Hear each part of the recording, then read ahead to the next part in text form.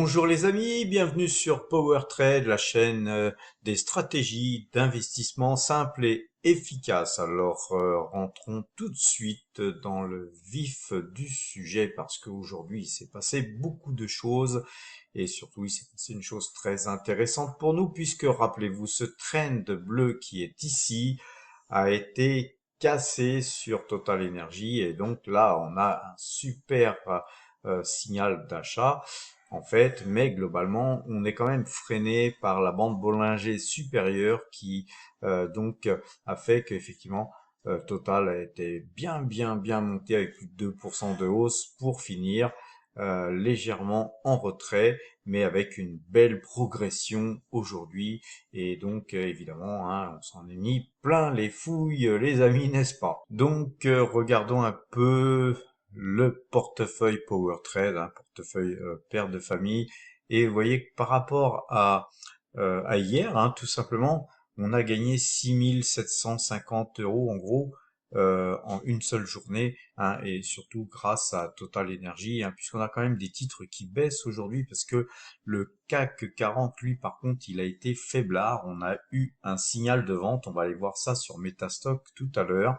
Mais voilà, notre portefeuille se porte donc très bien, de mieux en mieux, puisque là, notre objectif de 20% d'ici la fin de l'année, il est presque atteint, parce qu'on est à 17,16% depuis le début de l'année, et c'est 128 332 € qui sont donc engrangés dans nos fouilles. Donc voilà, on est de mieux en mieux, on est assez, on est vraiment assez bien positionné. En plus, on avait fait même des petits achats comme Exaconta qui ont très bien performé. Bon, c'est une petite ligne malheureusement. Et puis voilà, on a fait aussi, faut pas oublier que ces très bons résultats ne doivent pas occulter nos flops.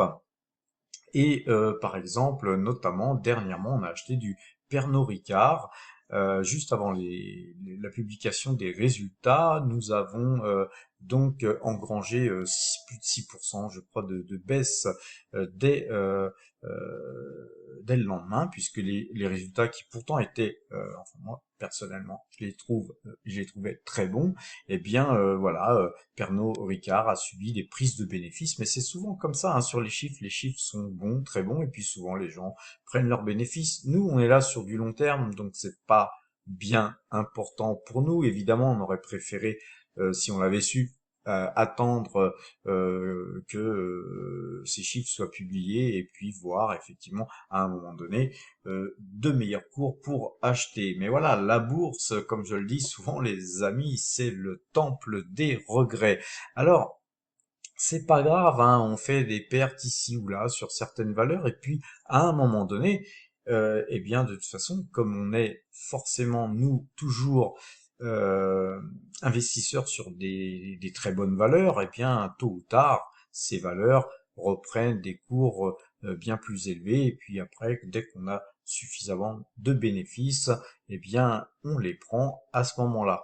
On fait souvent du trading, en fait, on rentre souvent sur du long terme, très long terme, et puis si l'occasion se présente, parce que en une semaine, les cours montent de 15 ou 20%, ou parfois même en 10 jours, 20 jours, 100%, ça nous arrive, eh bien on prend nos bénéfices, on cherche pas à comprendre, hein, on se casse. Là par contre, voilà, sur Pernod Ricard, ça peut baisser autant que ça veut, là, on n'est plus dans l'analyse graphique, on est dans le fondamental.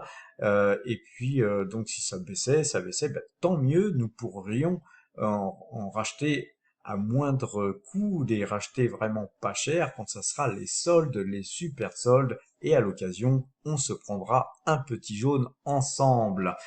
Voilà donc sur le portefeuille Power Trade. Regardons un peu maintenant le portefeuille débutant. Alors là, les amis, hein, sur le portefeuille débutant, c'est indécent. Nous faisons 88,39% depuis le début de l'année. Alors évidemment, c'est un tout petit portefeuille, donc les gains, hein, sont seulement de 309,36 €, mais on avait en début d'année 350 €. Donc effectivement, ça nous fait une très belle progression. Je vous rappelle que le portefeuille débutant, c'est justement pour permettre à tous ceux qui veulent débuter en bourse avec très peu d'argent à pouvoir suivre tout simplement de comment on investit, comment on fait pour faire grossir ce portefeuille et vous voyez qu'il grossit à vue d'œil. Donc, de quoi il est constitué ce portefeuille? Il est constitué de YouTube AdSense qui donc nous est versé tous les jours par Google, et puis on a des primes de parrainage de temps en temps. Donc voilà, c'est vraiment des petites sommes parce que Google nous verse quoi, 1-2% par jour. Puis les primes de parrainage, c'est de temps en temps, 100 € par-ci, 80 € par-là, 50 € par-là. Donc c'est pas Byzance, mais c'est très certainement ce que vous êtes vous capable d'économiser, soit en arrêtant de fumer, soit tout simplement en mettant un petit budget qui vous permettra d'investir tous les mois un petit peu d'argent sur un compte PEA par exemple, ou sur un compte titre normal, c'est ce qu'on appelle un CTO, un compte titre ordinaire. Voilà, et d'ailleurs vous avez des liens en description qui vous permettront de pouvoir bénéficier d'une prime de parrainage chez Fortuneo, à Boursorama, ainsi que chez DeGiro plutôt pour les actions étrangères, parce qu'ils ne font pas de PEA chez DeGiro. Et puis par contre, je conseille moi pour ouvrir un PEA, je conseille plutôt moi, je conseille quand même Fortuneo. Ces trois courtiers, je les ai. Et d'ailleurs, le portefeuille débutant, puisqu'on est toujours chez Fortuneo, nous pour les autres comptes titres, eh bien, on l'a ouvert chez Boursorama. Vous voyez, nous avons diversifié un petit peu aussi notre dépôt d'argent sur différentes banques, différents courtiers. On est aussi au Crédit Mutuel, puisque j'ai aussi deux sociétés, donc Crédit Mutuel et Crédit Agricole, deux sociétés sur lesquelles nous investissons aussi en bourse. Donc voilà, ce que je vous conseille aussi, même si vous avez un gros compte et que vous faites déjà de la bourse, c'est de diversifier aussi vos courtiers, parce que si un jour vous avez des problèmes avec un courtier, vous serez bien content d'en avoir un deuxième, voire un troisième pour justement transférer vos fonds ailleurs. Alors, les amis, avant d'aller voir sur Metastock les algorithmes, nos points, etc., regardons un petit peu le compteur à pépettes. Et les pépettes, c'est pour ça qu'on est là. Mais avant de regarder le compteur à pépettes, vous allez quand même bien me faire un petit pouce bleu, voire vous abonner si vous n'êtes pas encore abonné. Et puis activer la cloche, bien sûr, pour recevoir les notifications, et partager avec vos amis. On va pas faire les rats, on va donner aux autres aussi la possibilité de s'instruire. Voilà les amis, donc on passe à présent au compteur à pépettes, le compteur à pépettes qui nous fait gagner 7 points sur le trade en cours, mais on a tourné là aujourd'hui, ça a été un petit peu difficile puisque les marchés ne voulaient plus monter, et donc sur le trade précédent il nous reste 64 points, c'est pas grave, on est toujours dans le bleu, dans le vert comme vous voulez, et donc c'est un trade gagnant de plus. Nous avons donc 2581 points donc de gagner sur depuis le début que nous traitons cet indice, c'est-à-dire depuis le 1er juin 2022. Pour ce faire, nous avons traité 43 fois gagnant et 40 fois perdant. Sur le DAX, même chose sur le DAX, on a dû couper aussi aujourd'hui, et donc nous avons gagné seulement 118 points sur le trade précédent, et puis là sur le trade actuel nous gagnons aussi 6 points. C'est 3565 points qui ont été engrangés depuis que nous traitons cet indice, et pour ce faire nous avons traité 29 fois gagnant pour 24 fois perdant. Alors ça tient beaucoup mieux sur le S&P 500, il est robuste, il tient bien. et il nous fait gagner 87 points sur le trade en cours. C'est donc 675 points qui sont donc engrangés depuis que nous traitons donc ces indices. Cet indice S&P 500, pardon. Et donc c'est 24 trades gagnants pour 23 trades perdants qui nous ont permis de réaliser ce résultat. Je mettais à jour un petit peu puisque on a transformé ce trade qui était perdant en trade gagnant et j'avais oublié de mettre à jour. Alors, c'est pareil pour les dates, hein. Tout à l'heure, j'ai vu que sur le CAC 40 et le DAX, j'avais pas mis à jour les dates, hein. J'ai simplement descendu les trades qu'on avait fait, mais j'ai pas mis à jour les dates. Je les mettrai à jour tout à l'heure. Ce n'est pas grave. Ce qui compte, c'est l'exactitude des chiffres que qu'on marque, hein, puisque c'est notre statistique, hein. C'est avec ça qu'on se contrôle, hein, tout simplement. Et donc, passons au Brent. Le Brent, quant à lui, nous fait gagner 3,32 pips sur le trade en cours, hein. Là, c'est donc 13 acheteurs sur le Brent. On en profite très bien sur le Brent, mais surtout sur Total Energy, les amis. Au total, c'est 33,09 pips qui sont gagnés depuis que nous traitons le Brent et nous avons traité 17 fois gagnant pour 8 fois perdant. On repasse dans le rouge, malheureusement, sur l'euro-dollar. Ce n'est pas du tout ma spécialité, hein, les paires, le forex, les monnaies, c'est pas vraiment ma spécialité, mais je tenais quand même à tester d'ailleurs notre façon de travailler sur l'euro-dollar et vous voyez, on ne met que très très peu d'argent en question, hein. C'est juste pour nous rôder. Peut-être qu'on augmentera nos pauses plus tard si vraiment ce système est très très effectif. A priori, hein, il fonctionne bien, mais je voulais vraiment le tester en mode réel et voilà, c'est ce qu'on fait depuis quelques jours. Alors vraiment une toute petite perte, on va voir ça, puisqu'avec 100 CFD, hein, le dollar nous fait perdre 1 euro. Vous voyez, c'est pas la ruine, hein, les amis. Mais il faut toujours être très prudent et donc voilà, nous sommes prudents aussi bien sur le Brent que les CFD, car voilà, ça peut aller très vite avec ce genre de valeur.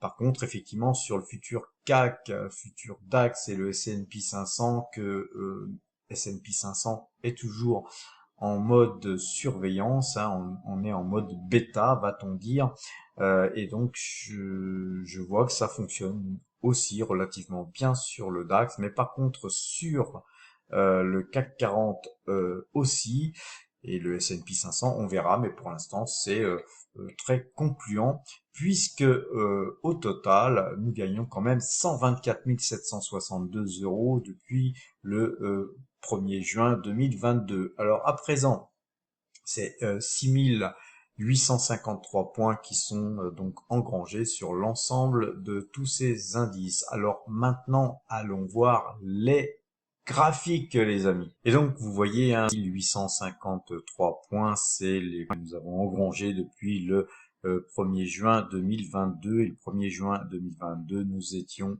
à 0. Donc, vous voyez, on a eu un beau parcours puisque nous sommes partis de 0. Voilà, parfois erratique, hein, parfois on s'est mis à redonner du terrain, à reperdre de l'argent, mais nous avons reperdu sur nos gains. Mais n'oubliez pas, les amis, nous sommes 0 et puis ça s'est bien passé tout de suite. Imaginez que vous étiez parti d'ici, eh bien, mois de mars, hein, vous auriez dû patienter 3-4 mois là avant de repartir et puis pendant toute cette période-là, vous auriez perdu de l'argent pour enfin en regagner. Mais voilà, il faut avoir un portefeuille suffisamment étoffé pour être capable de supporter des pertes pendant un certain temps. Et donc c'est pas dû à tout le monde de pouvoir là peut-être sur ce genre de grave, hein. Je pense que globalement, c'était bien peut-être 20 000 euros hein, qui étaient perdus ici. Et donc, il faut avoir une capacité financière de pouvoir perdre une pareille somme et sans sourciller, quoi, parce que sinon, hein, si ça vous fait mal au ventre, ça vous empêche de dormir ou que ça nuit à votre santé, ben, ne faites surtout pas ça. Et c'est pour ça que je ne conseille pas, que je conseille à personne et que je ne conseille pas d'opérer sur les marchés futurs, car c'est vraiment quelque chose de difficile, c'est pas dû à tout le monde. Effectivement, ça paraît super intéressant et super lucratif. Par contre, il faut vraiment avoir un mindset très particulier et parfois ça met très longtemps à être acquis, hein, ce genre de capacité à supporter des pertes et puis à ne tourner ses positions que quand les signaux nous donnent l'autorisation de le faire. Beaucoup d'êtres humains ont tendance à être indisciplinés et à faire complètement autre chose que ce que le système, pourquoi nous avions commencé à traiter. Et donc, soyez très prudents les amis, évitez de rentrer dans ce type de marché quand vous n'avez aucune expérience.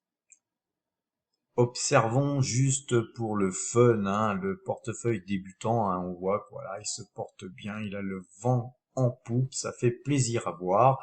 Voilà, j'espère que bon nombre d'entre vous qui me suivent et qui parfois ne font pas de messages, pas de commentaires, etc., eh bien, ont commencé discrètement. Voilà, j'espère que beaucoup de gens ont, grâce à peut-être ces vidéos, commencé à investir, hein, puisque mon conseil, c'est d'investir pour votre avenir, investir pour votre famille, investir pour votre bien-être. Alors maintenant, à présent, regardons ce que préconisent nos algorithmes et commençons par le CAC 40. Hein. On fait donc une simulation hein, tous les soirs. Ça me demande un gros travail hein, de calculer ces points parce que croyez pas que Metastock calcule ça tout seul. Hein. Il faut que je monte ce point point par point et avec en plus les chiffres après la virgule pour essayer d'être au plus proche du vrai point que possible. Et donc, c'est souvent une bonne demi-heure de travail pour tous les indices, hein, les amis. Donc, sachez-le, en tout cas, je fais ce travail pour moi. Donc, voilà, je me fais un plaisir de vous communiquer ces chiffres. Alors, normalement, moi, je ne travaille que sur le CAC 40, évidemment. Quand je vous donne les points sur le DAX, sur le S&P 500 et sur tous les autres indices, c'est surtout pour vous aider à pouvoir trader ces marchés si vous les traitez déjà.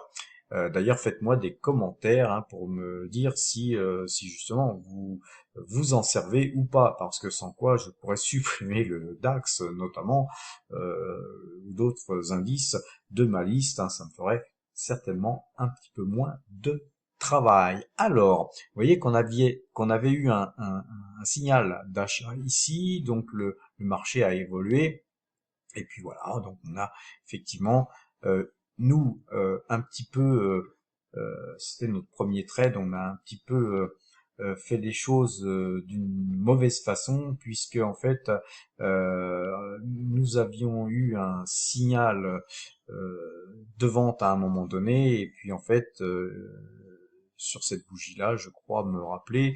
Et puis en fait, le marché n'était pas passé du tout vendeur suite à un plus haut. Et donc, on avait eu une pause à contresens du système suite à une erreur. Hein. Et quand erreur il y a, il faut rectifier. Parce qu'imaginez, on était resté vendeur ici. Et les marchés, ils ont monté, monté, monté, donc on se serait fait arracher le truc à la pince à épiler, vous voyez ce que je veux dire, et ça nous aurait fait vraiment très mal là où je pense. Donc globalement, on a eu bien fait de se remettre dans le sens de notre système, mais ceci dit, on a laissé des plumes ici. Mais c'est pas grave, puisque nous sommes quand même sortis gagnants, avec peu d'argent, mais gagnants quand même. Et puis ensuite, les marchés ont descendu, et puis là, aujourd'hui, nous avions eu un signal de vente, mais quasiment sur les plus bas, vous voyez. Et puis, au cours de la journée, d'ailleurs ce matin, eh bien, les marchés ont rebondi, et donc on a eu une belle bougie blanche qui faisait douter, parce que quand vous êtes vendeur là tout en bas, et que les marchés montent, et puis que vous perdez quand même pas mal d'argent, vous avez presque envie de tourner votre position. Eh bien non, les amis, on reste en position tant que la flèche verte ne s'allume pas, et elle s'est pas du tout allumée aujourd'hui, hein. Ça, c'est pour répondre à un commentaire qui m'a été fait d'une personne dont j'ai oublié le nom. Elle m'excusera. Non, je n'ai pas tourné ma position acheteuse puisque la flèche rouge est toujours allumée. Et d'ailleurs, heureusement, parce que quand on regarde la bougie là à la clôture, eh bien la bougie là à la clôture, c'est pas une belle bougie du tout. Je pense qu'on va continuer à baisser, les amis, mais ça, c'est ce que je pense. Et donc nous, de toute façon, on est à la vente, et donc bah, voilà, je pense que ça va continuer à baisser, mais il est possible que les marchés montent. Mais si les marchés montent, c'est à 7363 .60 que nous repasserions acheteurs, et dans ce cas-là, nous tournerions, hein, et donc pour ce faire, nous couperions la position vendeuse que nous avons prise aujourd'hui pour repasser acheteur à 7363 .60, et ça ne sera que lundi puisque nous restons en pause overnight tout le week-end. C'est comme ça avec notre système algorithmique. Sur le DAX, hein, aussi, vendeur aujourd'hui, et puis acheteur à 15 991 points lundi, si 15 991 points étaient touchés. Concernant le S&P 500, donc lui, il est complètement à contresens du CAC 40 et du DAX, et donc on a une divergence, hein, lui il reste acheteur, et puis on tape sur les Bollinger, sur la bande Bollinger supérieure, donc c'est quand même très acheteur, alors que sur les marchés européens, on a tendance à prendre des bénéfices, donc il va quand même falloir regarder, parce qu'en général, quand même, c'est vraiment une divergence assez intéressante et importante à signaler. En général, les marchés européens suivent les marchés américains, et là, on n'est pas du tout dans ce cas de figure. Et donc, les marchés américains, en l'occurrence le S&P 500, lui repassera vendeur lundi si 4486 points étaient touchés.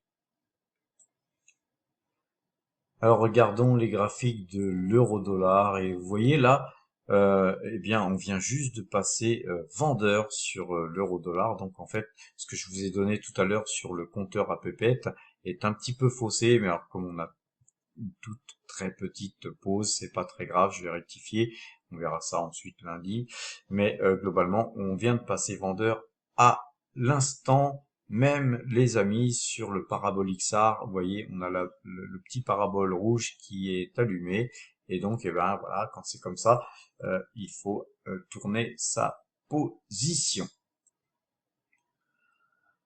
Alors à présent, regardons le Brent, d'ailleurs pour terminer, puisqu'on a fait le tour de la question, les amis. Le Brent, eh bien il est toujours acheteur, il est super acheteur. La moyenne 2 jours, 12 jours, l'a croisé dans le sens de la hausse, donc on est dans le sens de l'achat. Ensuite, cette moyenne 2, elle est toujours bien orientée vers le haut, donc c'est ce qu'on veut.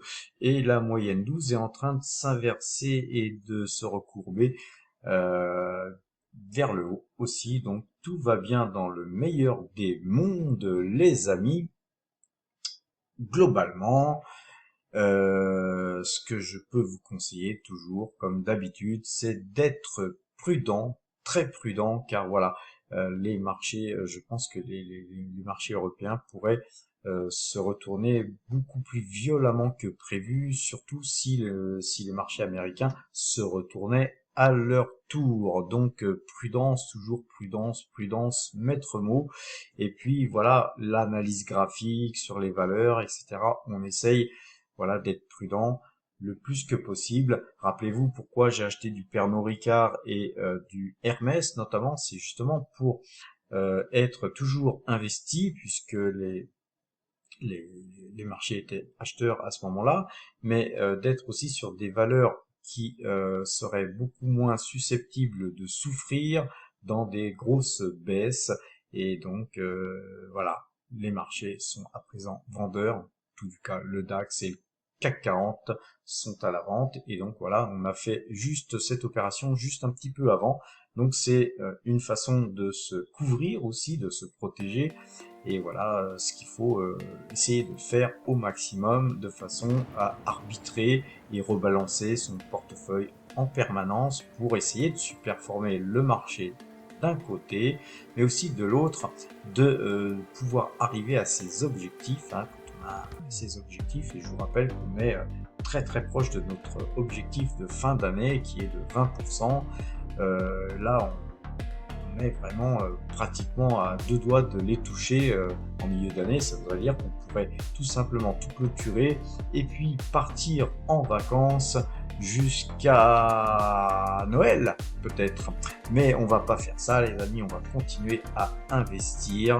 Voilà, je vous souhaite un bon week-end, portez-vous bien et n'oubliez pas dimanche la vidéo sur l'analyse graphique. Je vous fais le 3e cours sur l'analyse graphique hein, pour ceux qui ont des lacunes ou ceux qui veulent réviser un petit peu les bouquins qui ont été lus ou tout simplement qui veulent carrément apprendre parce qu'ils ne connaissent rien. Et bien vous êtes sur la bonne chaîne pour justement pouvoir vous former. Donc dimanche, ne loupez pas ce 3e cours. Et puis si vous n'avez pas vu les 2 premiers, eh bien retournez sur la chaîne Power Trade sur les 2 derniers dimanches d'avant, et puisque ça se fait tous les dimanches. Voilà les amis.